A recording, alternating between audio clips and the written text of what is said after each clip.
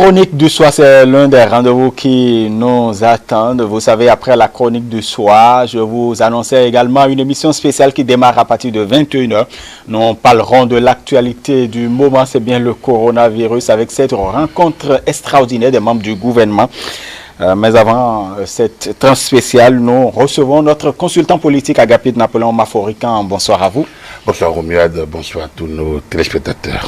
Voilà, les membres du gouvernement se réunissent depuis quelques heures pour se pencher justement sur les mesures urgentes à prendre après donc les anciennes, les précédentes, pour faire face donc à ce virus, le coronavirus. Est-ce que nous pouvons nous attendre à d'autres mesures autres que celles quand même prises un peu partout chez les voisins du Bénin? Écoutez, ici nous disions hier que tant que nos frontières resteront ouvertes, que l'enseignement, enfin, que les rassemblements comme les écoles et les lieux du culte seront toujours autorisés, et il serait difficile de prévoir un risque zéro, dans la mesure où le Burkinabé qui est témoin, qui est objet du premier cas au Bénin, a dû rencontrer beaucoup de personnes, et cela n'aurait pas dû se faire s'il avait respecté les consignes d'auto-isolement, et donc, ou alors si nous avions opté pour un système de confinement ou de pré-confinement. Donc, du coup, le gouvernement est face à une situation assez délicate. Est-ce qu'il compte sur l'autodiscipline de la population, c'est aléatoire, oui, ou alors il prend des mesures un peu plus draconiennes? À côté de cette question, ou de ce choix, il est clair que dans la sous-région, oui, les mesures prises par certains pays, le Togo, le Burkina Faso, la Côte d'Ivoire, donc ces mesures déjà, et même à l'interne, certaines mesures quand même sont assez impressionnantes, comme la Cour constitutionnelle qui suspend les audiences publiques, comme l'école doctorale, voilà, comme le ministère de l'Agriculture qui stoppe les donc, comme d'ailleurs également l'interdiction aux membres du gouvernement de voyager. Et les mesures de fermeture des frontières autour de nous, et même à l'Occident, on a écouté Macron, ça permet quand même, ça nous donne une idée. Si les autres frontières sont fermées et les nôtres sont ouvertes, ça donnerait quelle dynamique. Donc, vu ces éléments, il serait difficile que nous attendions que le Conseil des ministres en cours ne débouche sur... il serait prévisible, je vais dire. Tu préfères prévisible. Prévisible, oui, que le Conseil des ministres débouche plutôt sur ce type de mesures et précautions plus alourdies, c'est-à-dire que plus renforcées, oui, comme par exemple la fermeture de nos frontières pour un temps donné, et peut-être la fermeture des écoles, peut-être, et peut-être également la gestion, la maîtrise des rassemblements publics, comme les marchés, les cultes, je ne sais pas quoi, donc, et peut-être une réglementation plus stricte du passage des frontières. Tout à fait. Parce que je voudrais parler d'autodiscipline. Regardez, le cas le plus frappant de l'indiscipline, oui, c'est quand même l'histoire des non, pas que des cadres. Le Burkinabé, c'est, oui, pas un Béninois. Tout à fait. C'est un étranger qui rentre chez nous, mais qui ne respecte pas les mesures. Alors qu'il a d'ailleurs été touché. Exactement. Et nous partageons quand même la sous-région. Il doit plus comprendre que nous sommes ensemble, c'est vrai, il n'est pas Béninois, il est quand même Béninois. Pas lui et moi, pas la CEDEAO, pas le Conseil de l'Entente. Et puis il n'a pas... Donc, il doit plus respecter, sachant que lorsqu'il touche d'autres personnes, il contribue à la propagation. Mais en dehors de lui, il y a ces étrangers, il y a ceux dont le ministère a parlé, c'est-à-dire les étrangers, les Belges, et puis un Libanais. Et les Belges et Libanais, donc qui eux, plutôt... Le Libanais, lui, il est même rentré hier seulement, hier ou avant-hier, il est rentré, au lieu de respecter les mesures de confinement, d'auto-isolation, il ne l'a pas fait, et il se met dans l'activité. Alors que, vu ce qui se passe dans la région européenne, dans cette région-là, il aurait dû respecter les mesures. Mais il s'est mis Et là, nous, c'était la promptitude de nos services, les services, des dispositifs mis en place par le gouvernement. Et ce dispositif a permis de mettre la main sur ces trois. Alors donc, imaginez ce que ces trois feraient. Et on n'est pas dans la stigmatisation, on ne sait pas. Mais s'ils étaient peut-être touchés, personne ne sait. Le virus est en circulation libre. S'ils étaient touchés, personne ne sait combien de personnes, alors qu'ils ont plein de sujets à leur disposition, ils ont des gens qui travaillent avec, combien de personnes seraient impactées avant que ça ne s'arrête. Donc, au regard de cette situation, du fait que, aussi bien des étrangers chez nous, que nous-mêmes peut-être, nous ne sommes pas encore dans la dynamique de l'autodiscipline. Même si on voit venir... Parce que quand même, avec le communiqué du ministre en charge de la Santé, qui également... dénonce un peu en fait le manque de discipline de certains cadres qui sont revenus de voyage et qui ont repris le boulot. Exactement. Et qui ont repris le boulot, normalement. Donc, c'est ça le problème. C'est-à-dire qu'à côté de notre indiscipline, il y a l'indiscipline de tous ceux qui foulent leur territoire et qui ne respectent pas ça. Mais donc, en clair, les mesures d'auto-isolation, d'auto-isolement ne marchent pas. Leur chance de réussite est marginale. Et dans ces cas, dans ces conditions, il faut aller à des mesures un peu plus d'accord. D'autant qu'autour de nous, personne ne peut aujourd'hui stigmatiser le Bénin. On ne peut pas nous condamner, on ne peut pas nous faire le reproche de nous être barricadés. D'autres le font déjà dans l'espace UEMOA, dans la CEDEAO. Donc s'ils le font, ce n'est pas plus royaliste que le roi. Je pense que nos autorités qui sont Parce que nous avons quand même des ressources très limitées pour faire face à cette pandémie. Non seulement on a des ressources, mais on a pris les dispositions. Nos autorités ont fait, je le dis toujours, ils ont fait ce qu'elles doivent faire. Est-ce que nous faisons ce que nous devons faire? Non, on ne fait pas. Nous ne faisons pas ce que nous devons faire. Et des étrangers qui foulent notre territoire, puis nous-mêmes on ne le fait pas. Les étrangers ne le font pas non plus. Et donc, nous nous mettons en situation de propagation systématique du virus. Très bien. Et quand c'est comme ça, là, les autorités ne peuvent que prendre des mesures draconiennes. S'ils ne le font pas, c'est là qu'elles seront coupables. Donc, du coup, il est évident que la situation telle que nous le constat d'aujourd'hui ne peut que nous amener vers les mêmes dynamiques que celle de la Côte d'Ivoire, que celle du Togo, que celle de Burkina, et peut-être d'autres pays. Le Cameroun. Tout à fait. Le Cameroun et d'autres, je pense qu'en Afrique du Sud, dans la zone... Même dans l'Afrique du Nord. Déjà, donc un peu partout, c'est un peu ça la dynamique. Et comme je l'ai dit, il y a des signes avant-coureurs. Si le ministère de l'Agriculture même réduit un certain nombre de rendez-vous, qui permettent quand même de valider un certain nombre de points du PTA, un certain nombre de rendez-vous sont ralentis. Je pense que mieux vaudrait peut-être sur les 15 jours, puis le virus se déclare entre 3 et 15 jours, et 14 jours. Donc sur les 15 jours, mieux vaudra nous mettre en auto-isolement que le pays se mette en confinement, en pré-confinement ou en confinement partiel. En tout cas, mieux vaut nous mettre en situation d'isolation pour voir clair, surtout pour stopper les entrées sur le territoire national ou pour les réduire au strict minimum pour que on voit clair dans ceux qui l'ont déjà et qui peuvent déjà être pris en charge et qu'on commence par atteindre un niveau plutôt de baisse. Parce que il est évident, si dans tout le monde entier, les mesures de confinement qui sont prises, c'est clair, on aura le pic et puis ça va redescendre. À partir du moment où ça ne se promène plus systématiquement, puis c'est nous qui promenons le virus. C'est nous qui le promenons. Le virus, lui, il n'a pas des ailes. Donc, les hommes se promènent, le virus se promène. Les hommes se stabilisent, le virus se stabilise. Donc, si je les ai, je les propage. Si je ne les ai pas, si je les ai et je me stabilise, je ne les propage pas. Donc, en nous stabilisant, le virus va se stabiliser. Les malades vont être pris en compte, vont être pris en charge.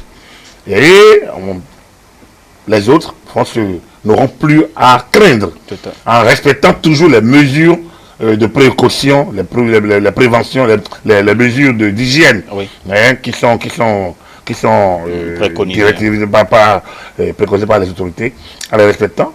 Dans 2-3 semaines, un mois, on verra clair. Autrement... Mais ce qui est quand même et qui est inquiétant, je ne sais pas comment vous allez pouvoir le qualifier, c'est quand même le silence des partis politiques, Agapit Napoléon Waforican.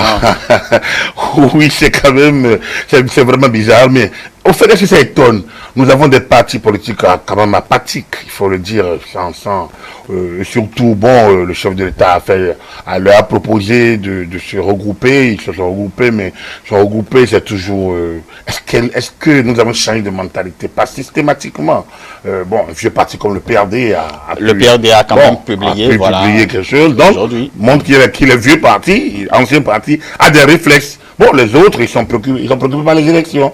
Hein? Sur aucun grand sujet, vous ne les verrez pas. Alors, donc, c'est pas la première fois. Et on se rend compte qu'en réalité, il faut encore du travail à ce niveau-là.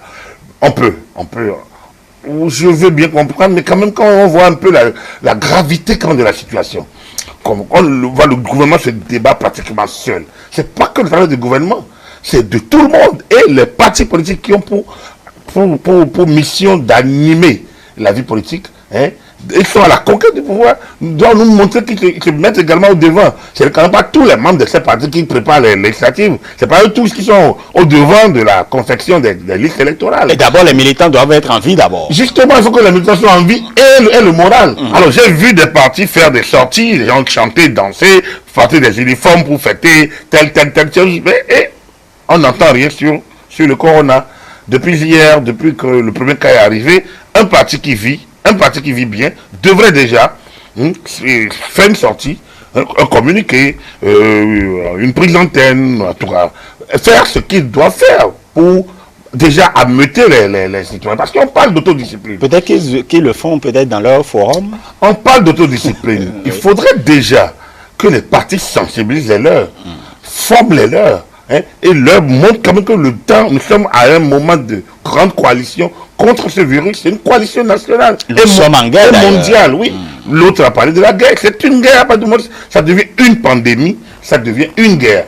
Et quand c'est une guerre, tout le monde doit être... Alors donc que des partis politiques qui ont vocation à gouverner et fassent preuve d'une si grande indifférence, même si on est en phase de convergence de la liste, je dis, un parti qui a 15 militants par commune au moins, ne peut pas manquer d'un porte-parole, tout au moins pour évoquer cette question et pour demander aux citoyens, donc, parce qu'à leurs militants, un chef de parti, un parti s'adresse à tout le peuple, parce qu'il ne sait pas qui sont ces militants. Il connaît pas peut-être qu'il connaît ses militants, mais il ne connaît pas les sympathisants. Donc, on doit pouvoir écouter nos partis sur certains grands sujets pour qu'ils, pas en termes de refrain ou bien de déferlement de littérature non, mais contribuer à la sensibilisation. Alors donc, on a vu le ministre de la Santé monter au créneau systématiquement. On a vu autour de lui toute son équipe. Ce soir, ce n'était pas lui qui n'était pas dispo. Son secrétaire général était en commande. Pour parler donc des exigences de respect des mesures. Donc, au-delà du gouvernement, au-delà du clergé, on a vu l'église, on a vu d'autres éléments du clergé, au-delà de ça, les partis politiques doivent être vus là-dessus. Bon, il y a tout de même certains maires. Peut-être les maires sont des délégataires du pouvoir central. C'est le pouvoir public toujours. Donc, moi, je reste dans le gouvernement et les pouvoirs publics. Donc, le pouvoir, même si un maire est un chef de parti, il n'intervient pas comme chef de parti. Le parti doit s'adresser aux siens, par tous les canaux possibles. Et il n'est pas encore trop tard. Je pense que nous sommes à une phase où il faudrait que les partis politiques, en dehors du clergé, tous ceux qui doivent s'adresser aux militants, pour que la prise de conscience soit générale. Que le maire Charles Tokor, qu'est-ce qu'il fait? Quand il prend les imams, les leaders religieux. Mais voilà un pan de travail à faire. Mais il y en a qui s'occupe des scolaires, par exemple. Qui s'occupe des scolaires? C'est une grande masse. Les scolaires, l'université, c'est quand même des lieux d'attroupement restreints, donc les étudiants de thèse. En fait, pourquoi les étudiants de thèse? Les étudiants de thèse parce que les thèses, des gens viennent de l'extérieur. Exactement. Alors donc, même l'université n'a pas encore pris les grandes mesures nécessaires. Alors donc, à l'université, il y a encore du travail à faire également. Donc, je parle des scolaires, j'ai parlé de l'université, parce qu'en réalité, si on enlève les thèses, il reste les autres violences de licence et de master qui sont là et donc qui regroupent les enseignants, les parents, et alors donc les gens s'embrassent à la fin. Alors quelles que soient les mesures qui sont prises à la fin, on s'embrasse. C'est pour ça que vous savez, quand l'Occident commençait par faire des marches fermées. Pourquoi? Parce que justement, quand les gens finissent, même ils se font comme ça, ils ne se saluent pas à l'arrivée. Mais un but, on s'embrasse, même dans les tribunes. Donc du coup, ces mesures, on les respecte au départ. C'est comme à l'église, on dit, bon, on se sépare la main. Mais dehors les gens s'embrassent. Les gens s'embrassent systématiquement. Donc, parce que c'était devenu une habitude. On ne fait pas le signe de paix, mais dès qu'on sort, on s'embrasse. Donc, il y a des habitudes qu'on doit acquises. Et que pour que ces habitudes soient corrigées, nous devons nous mettre dans des conditions psycho-morales fortes. Et là, apparemment, on n'y est pas encore. Donc, j'ai parlé de l'école, j'ai parlé de l'université, j'ai parlé des cultes, des lieux de culte. Et donc, le maître encore a pris ce pan et aller droit à l'essentiel. Parce qu'on dit, bon voilà, les gens veulent vendre leur site, c'est pour ça. Il a cassé ça. En disant, même à la Mecque, les autorités religieuses ont pris des mesures radicales. Donc, nous sommes en face d'une situation délicate, très difficile, que l'Europe, les producteurs de la richesse, de la grande pensée, se mettent totalement en isolement du monde. Mais vous ne voyez pas la danger, c'est quand même danger. Je vous ai dit qu'on suspend les compétitions internationales. La FIFA n'aime pas qu'on le lui impose, mais franchement, l'UEFA comme la FIFA, regardez, tout est à l'arrêt. Et il y a des dommages collatéraux. On pense déjà aux Jeux Olympiques, il y a tellement de dommages. Je n'ai pas parlé du groupe Canal qui s'est mis au gratuit en France par rapport à... Pourquoi? Parce qu'elle n'a plus de la matière. C'est ça.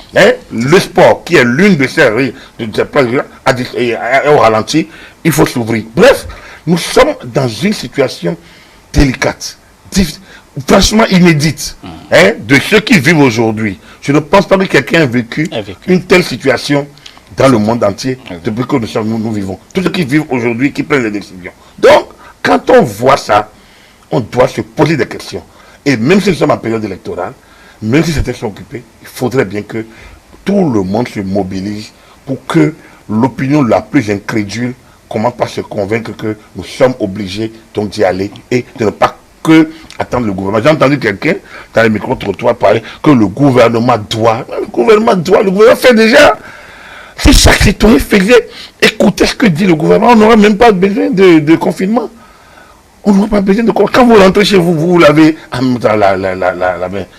l'eau et au savon. Si vous n'avez pas de gel, vous faites ça régulièrement, 2 ou 3 fois déjà. Tout le monde de la maison fait ça. Déjà. Si vous vous tenez en isolation, dans des distances voilà, distance relative, déjà, vous réglez une partie au boulot, même chose. Donc, si tout le monde le fait, il n'y a pas de danger. Le danger sera peut-être qu'il n'y a pas de danger zéro. Le danger sera peut-être maîtrisé. Mais quand tout le monde se laisse aller en se disant que bon voilà, nous sommes les Noirs, il y a la chaleur, on résiste. Un certain nombre d'hérésies que nous circulons et qu'on traduit, qu'on utilise les technologies pour faire circuler, mais c'est franchement à tomber. Donc, il est vraiment important que, quelle que soit la décision que le gouvernement prendra tout à l'heure, il est important que chacun se dise que nous sommes vraiment en guerre.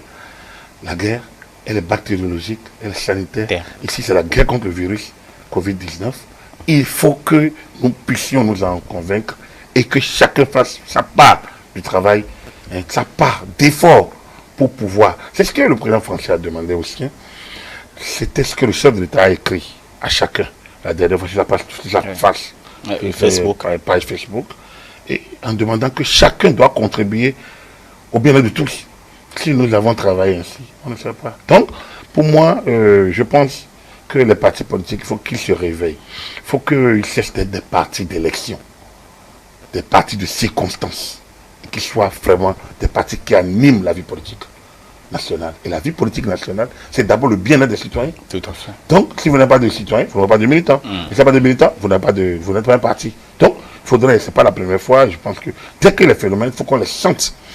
Ça ne veut pas de balancer une communication simplement de cette... Mais il faut qu'on sente les partis sur le terrain. Engagés dans la sensibilisation ici et là, par tous les canaux possibles, pour que ça puisse effectivement relayer et accompagner ce que fait. Pourquoi pas proposer des alternatives également au gouvernement? Parce que bon, nous sommes tous des Béninois. Voilà. Voilà. Puisque nous parlons de partis politiques, on va évoquer le parti FCBE semble retrouver encore ses guéguerres.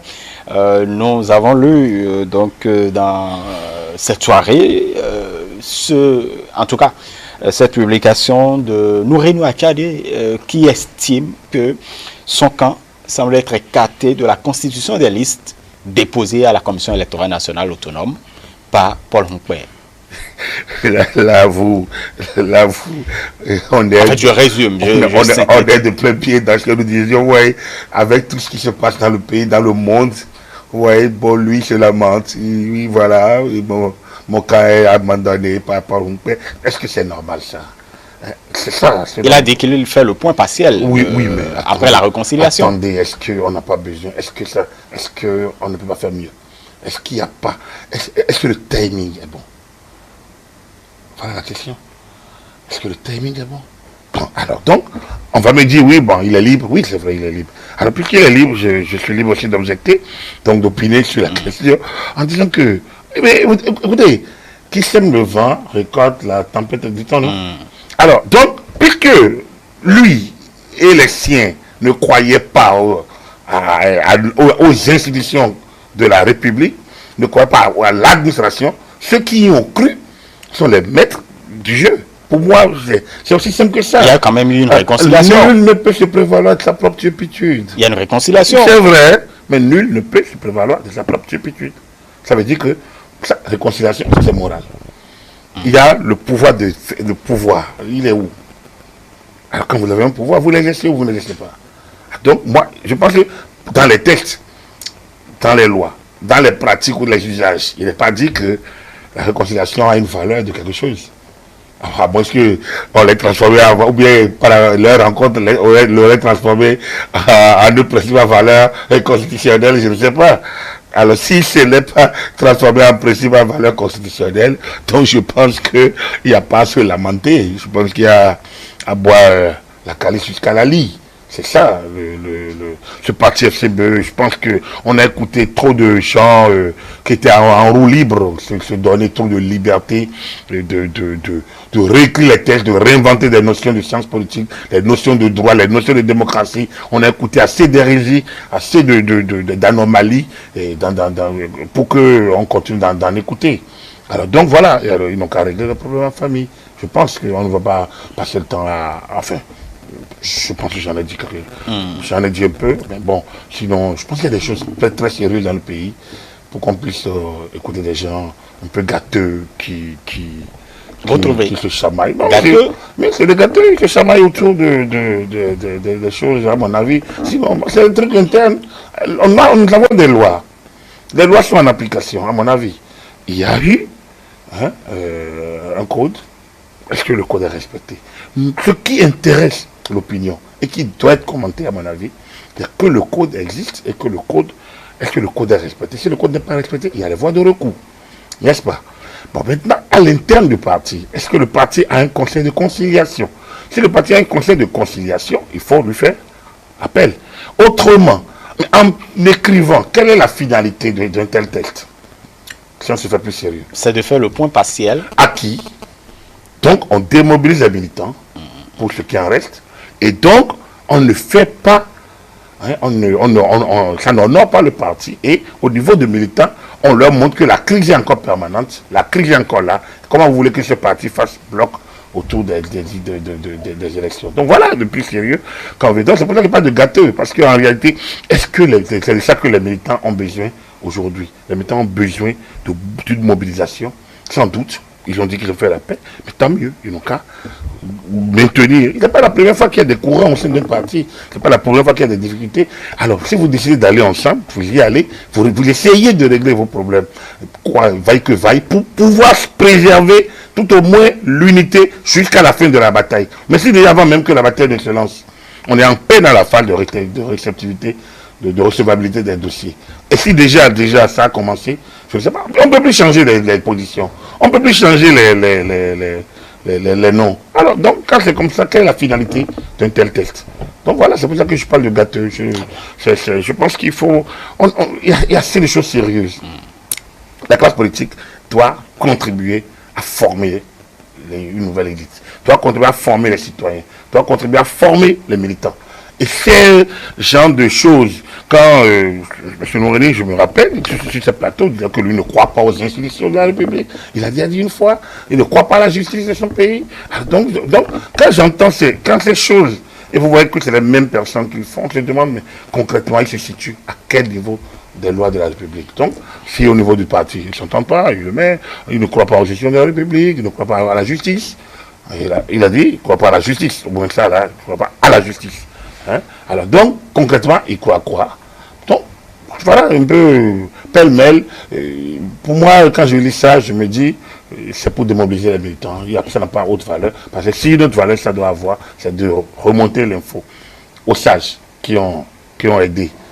Et c'est de le faire plus tôt, avant la fin de la confection de la liste, pour que quelque chose soit corrigé. Si c'est aujourd'hui qu'on le dit, ça, je me sens que ça nourrit une autre ambition. D'autres objectifs que celui de l'unité. Très bien. Merci. Agapit Napoléon Waforican, consultant politique à télé, expert électoral, expert en gouvernance, consultant médias et communication par ailleurs.